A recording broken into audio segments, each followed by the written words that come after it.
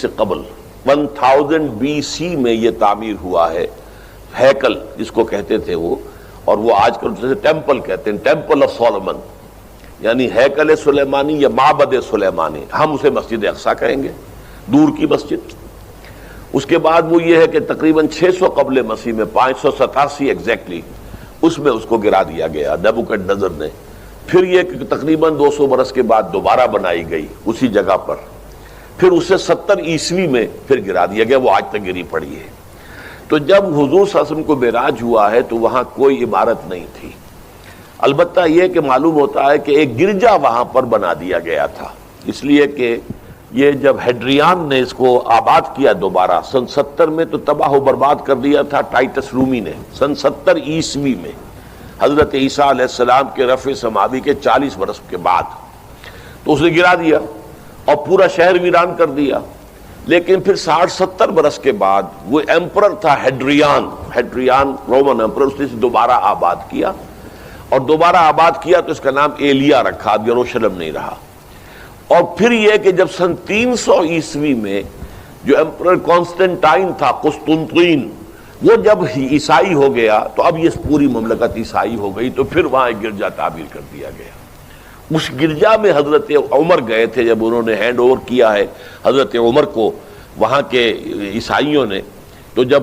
حضرت عمر اس گرجا کے اندر ہی ابھی تھے، دیکھ رہے تھے جگہ، تو نماز ظہر کا وقت ہو گیا، تو حضرت عمر نے فرمایا کہ میرا نماز کا وقت ہے،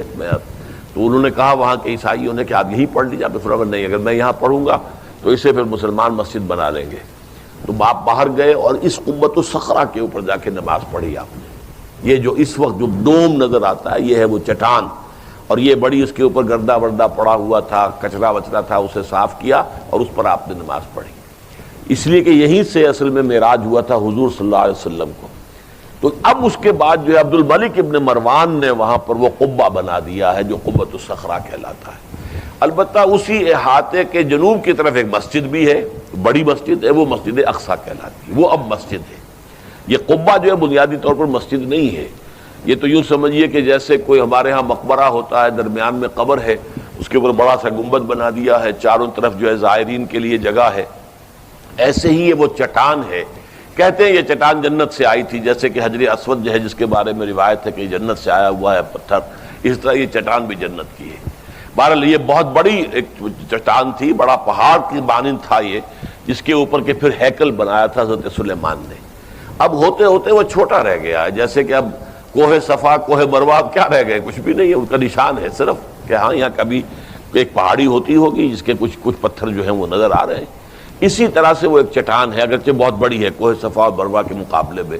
تو اس کے گرد ایک پلیٹ فارم سا بنا دیا گیا ہے اور اس کے اوپر یہ قبہ ہے۔ تو یہ ہے اصل میں جو کہ حرم الشریف کہلاتا ہے اس وقت، اور سارا جھگڑا جو ہے یہود کا اور مسلمانوں کا وہ اس پر ہے۔ ورنہ یہودی براق جو ہے، جو یہودی وزیر اعظم ہے اس وقت، اس نے یہ آفر تو کر لی تھی کہ ٹھیک ہے مسجد اقصی موجود رہے اور اس کے اوپر جو ہے کنٹرول بھی فلسطینی مسلمانوں کا رہے، لیکن یہ قبۃ الصخرہ پر نہیں ہے، اس لیے کہ یہ ہے وہ جگہ جہاں انہیں اس کو گرا کر اور اپنا تھرڈ ٹیمپل تعمیر کرنا ہے۔ یہ انہوں نے اپنے یہودی جو مذہبی عناصر ہیں انہیں رشوت دے رکھی ہے کہ باقی ہر معاملے میں تم ہمیں اجازت دے دو کہ ہم نے سینائی واپس کر دیا، ٹھیک ہے، گولان ہائٹس بھی واپس کر دیں گے شام کو، اور اسی طریقے سے ویسٹ بینک وغیرہ پر ہم ایک فلسطینی ریاست بنا رہے ہیں، تم اس کی اجازت ہمیں دے دو، لیکن ہم یہ جہاں تک یروشلم کے بارے میں ان کا کہنا تھا کہ یہ ہمارا جوائنٹ ایک ہی متحدہ دارالخلافہ رہے گا، عربوں کا کوئی تعلق اس سے نہیں ہوگا، یہ پورا کا پورا ہمارے پاس رہے گا، اور پھر یہ کہ یہاں پر ہم وہ بنائیں گے اپنا ہیکل۔ اب جب وہ دباؤ پڑا ہے ان پر بہت، تو اس حد تک تو آمادہ ہو گئے ہیں کہ یروشلم کا مشرقی حصہ جو ہے اس کا کنٹرول مسلمانوں کے پاس ہو، اور اسے وہ القدس کا نام دے کر اور وہاں اپنی ریاست فلسطین کی ریاست کا جو ہے دارالخلافہ بنا لیں۔ ویسٹ یروشلم ہمارا رہے گا، یروشلیم ہم اسے کہیں گے، اور وہ ہمارا دارالخلافہ ہوگا اسرائیل کا۔ البتہ یہ ہے کہ یہ قبۃ الصخرہ کے اوپر کنٹرول عربوں کا یا مسلمانوں کا نہیں ہوگا، وہ اس کو اس لیے فارغ رکھنا چاہتے ہیں کہ اس کو گرا کر اس کی جگہ پر انہیں اپنا ٹیمپل بنانا ہے۔